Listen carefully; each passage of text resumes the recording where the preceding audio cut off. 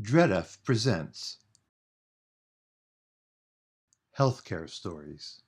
Luise Custer and Charlie Custer. Part 1. Interviewed at the Ed Roberts campus, Berkeley, California, October 2012. I'm Luise Custer, and I was tremendously happily married to a brilliant historian who was the consummate partner. We lost him to cancer, but before that happened, we had a whole life together for 26 years, and it began with Charlie. Charlie was our first child, and he came to us very early on. And when he was first born, it looked like everything was quite normal and natural, and it wasn't until he was a month old that I looked into his face and realized that something was wrong with his eyes. And it was over the course of the ensuing months and the first years of his life that piece by piece we began to realize that we did not have a fully normal young child, but that we had a young man who had a vision problem. Then we discovered he had seizures. And then when they did an MRI, we learned that his entire corpus callosum was missing. This would be the 200 million fibers that connect the hemispheres of the brain. He had a smaller left hemisphere. And that meant that he was going to be developmentally delayed, though throughout his childhood he was a marvelously happy child. He was communicative. His language was somewhat simple, somewhat repetitive, but it's a delight to have someone who talks to you. And the darkest part of his life began unfolding when his seizures went from being somewhat controllable or seemingly minor to being much more severe. His right arm would rise, he would freeze up, and he could literally collapse backward or forward, stiffened completely. So as he got older, we began the horrible dance with the medications. And that dance was not a happy one, because no matter what we tried, it didn't work. So eventually we did brain surgery. We took part of his brain, was removed, and we hoped that might help control the seizures, but ultimately that didn't do the trick. And then finally, the last thing we tried with the seizures that was outside of the medication realm was to implant a vagus nerve stimulator into his chest.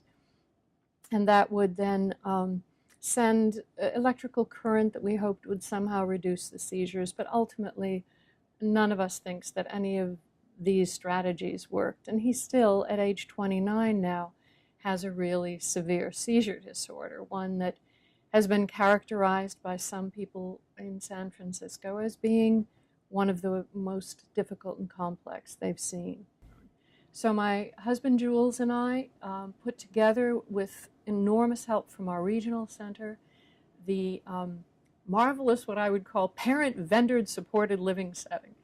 And it was in that setting that Charlie was then living in his own home and having a fairly good life. We decided that his seizures were significantly escalating, that I was the person who was rooting to replace the vagus nerve implant battery. He had this device implanted under the skin, and the battery had to be replaced. And so we made an appointment. It was an outpatient procedure. We had a fine surgeon. We'd had good communication with the surgeon. And we get to the hospital, and I can tell that the team, the anesthesiology team, is running late. I'd been reassured I could go in with Charlie to the staging area with them in case anything went wrong. And I went to the desk and asked what was happening, why things were so late. We were already past it. And I got a rather brusque answer, and all of a sudden, in come the anesthesiology team, and they whisk Charlie off, and I'm being rushed in, having my gown and cap put on. And by the time I reach the staging area, they have laid Charlie out with his arm extended, and they're starting to introduce the needle. And at this point, there are 5 people around him. And I'm going, oh my gosh, nobody is holding his arm. And of course, in a natural response, as they insert the needle, Charlie moves his arm. Tragically, at that moment, the anesthesiologist panics. He doesn't turn to me as I was hoping he would. He rushes across the room, grabs something which cannot identify. It turns out that what happened is Charlie had been injected with a drug called ketamine. And despite the fact that I was sitting with the physician, he didn't stop to ask if we might not have just taken care of the problem by simply securing Charlie's arm and reinserting the needle. Charlie goes into the surgery. It's a very short procedure. He comes out, and in the recovery room, shortly after coming out of the surgery, he begins to seize. And he has seizures at 3-minute intervals that go on for 5 solid hours. And the whole time the seizing is going on, all the physicians that are attending are very concerned, and they start saying that we're going to have to drop Charlie into a propofol coma, which is giving him a drug, propofol, and sedating him so as to get control of the seizures. And we're saying, no, we were hopeful he'll come out, but he didn't. So much against our desires, but realizing we had the risk of him going into status epilepticus, we agreed that he could be dropped into a propofol coma. It was not until 6 days later that Charlie was even able to start walking. This drug, we were reassured, wasn't going to be a problem. And by the time the 6 days were up, Jules and I looked at each other and said, this is ridiculous. They're not able to do anything for him. We can take care of him at home.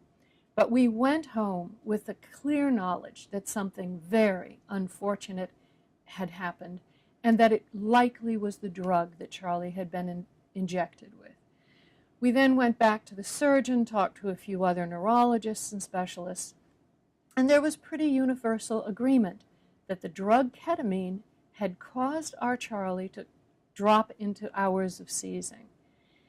For me, this was a tragic commentary on a failed opportunity on the part of the surgeon to have included me, the advocate, the mother, by simply turning to me when Charlie moved his arm and asking, what do you think, Mom? Do you think maybe we can just, what would you suggest?